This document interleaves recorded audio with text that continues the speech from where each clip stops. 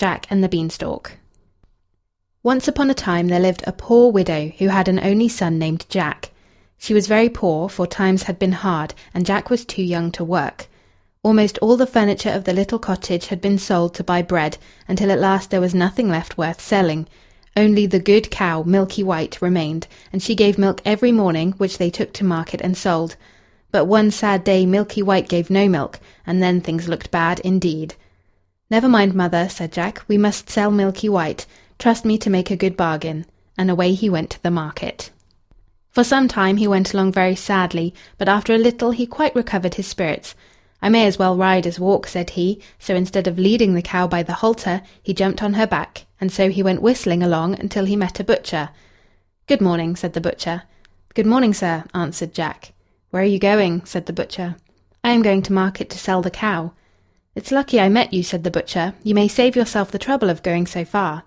With this he put his hand in his pocket and pulled out 5 curious-looking beans. "What do you call these?" he said. "Beans," said Jack. "Yes," said he, "beans, but they're the most wonderful beans that ever were known. If you plant them overnight, by the next morning they'll grow up and reach the sky. But to save you the trouble of going all the way to market, I don't mind exchanging them for that cow of yours." "Done," cried Jack, who was so delighted with the bargain that he ran all the way home to tell his mother how lucky he had been. But oh, how disappointed the poor widow was! "Off to bed with you," she cried, and she was so angry that she threw the beans out of the window into the garden. So poor Jack went to bed without any supper and cried himself to sleep. When he woke up the next morning, the room was almost dark, and Jack jumped out of bed and ran to the window to see what the matter was. The sun was shining brightly outside, but from the ground right up beside his window there was growing a great beanstalk, which stretched up and up as far as he could see into the sky. "I'll just see where it leads to," thought Jack, and with that he stepped out of the window onto the beanstalk and began to climb upwards. He climbed up and up, till after a time his mother's cottage looked a mere speck below. But at last the stalk ended, and he found himself in a new and beautiful country. A little way off there was a great castle, with a broad road leading straight up to the front gate. But what most surprised Jack was to find a beautiful maiden suddenly standing beside him. "Good morning, ma'am," said he very politely. "Good morning, Jack," said she, and Jack was more surprised than ever, for he could not imagine how she had learned his name.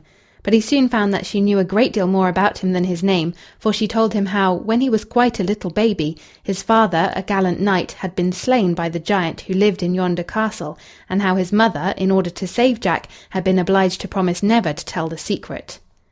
"All that the giant has is yours," she said, and then disappeared quite as suddenly as she came. "She must be a fairy," thought Jack. As he drew near to the castle, he saw the giant's wife standing at the door. "If you please, ma'am," said he, "would you kindly give me some breakfast? I have had nothing to eat since yesterday." Now the giant's wife, although very big and very ugly, had a kind heart, so she said, "Very well, little man, come in, but you must be quick about it, for if my husband, the giant, finds you here, he will eat you up, bones and all." So in Jack went, and the giant's wife gave him a good breakfast. But before he had half finished it, there came a terrible knock at the front door, which seemed to shake even the thick walls of the castle. "Dearie me, that is my husband," said the giantess in a terrible fright. "We must hide you somehow."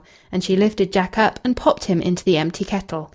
No sooner had the giant's wife opened the door than her husband roared out, "Fee, fi, fo, fum, I smell the blood of an Englishman.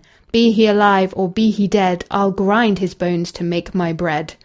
"It's a boy, I'm sure it is," he continued. "Where is he? I'll have him for my breakfast." "Nonsense," said his wife. "You must be mistaken. It's the ox's hide you smell." So he sat down and ate up the greater part of the ox. When he had finished, he said, "Wife, bring me my money bags." So his wife brought him 2 full bags of gold, and the giant began to count his money.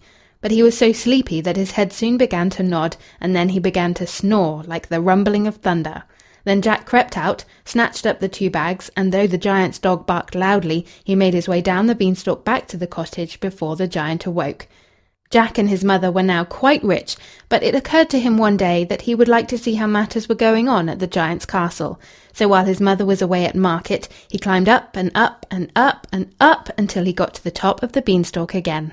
The giantess was standing at the door just as before, but she did not know Jack, who, of course, was more finely dressed than on his first visit. "If you please, ma'am," said he, "will you give me some breakfast?" "Run away," said she, "or my husband, the giant, will eat you up, bones and all. The last boy who came here stole 2 bags of gold. Off with you." But the giantess had a kind heart, and after a time she allowed Jack to come into the kitchen, where she set before him enough breakfast to last him a week. Scarcely had he begun to eat than there was a great rumbling like an earthquake, and the giantess had only time to bundle Jack into the oven when in came the giant. No sooner was he inside the room than he roared, "Fee, fi, fo, fum, I smell the blood of an Englishman. Be he alive or be he dead, I'll grind his bones to make my bread." But his wife told him he was mistaken, and after breakfasting off a roasted bullock, just as if it were a lark, he called out, "Wife, bring the little brown hen." The giantess went out and brought in a little brown hen, which she placed on the table. "Lay," said the giant, and the hen at once laid a golden egg. "Lay," said the giant a second time, and she laid another golden egg. "Lay," said the giant a third time, and she laid a third golden egg. "That will do for today," said he, and stretched himself out to go to sleep. As soon as he began to snore, Jack crept out of the oven, went on tiptoe to the table, and snatching up the little brown hen, made a dash for the door. Then the hen began to cackle, and the giant began to wake up, but before he was quite awake, Jack had escaped from the castle, and climbing as fast as he could down the beanstalk, got safe home to his mother's cottage. The little brown hen laid so many golden eggs that Jack and his mother had now more money than they could spend. But Jack was always thinking about the beanstalk, and one day he crept out of the window again and climbed up and up and up and up until he reached the top. This time, you may be sure, he was careful not to be seen, so he crept round to the back of the castle, and when the giant's wife went out, he slipped into the kitchen and hid himself in the oven. In came the giant, roaring louder than ever. "Fee, fi, fo, fum, I smell the blood of an Englishman. Be he alive or be he dead, I'll grind his bones to make my bread." But the giantess was quite sure that she had seen no little boys that morning, and after grumbling a great deal, the giant sat down to breakfast. Even then he was not quite satisfied, for every now and again he would say, "Fee, fi, fo, fum, I smell the blood of an Englishman." And once he got up and looked in the kettle, but of course Jack was in the oven all the time. When the giant had finished, he called out, "Wife, bring me the golden harp." So she brought in the golden harp and placed it on the table.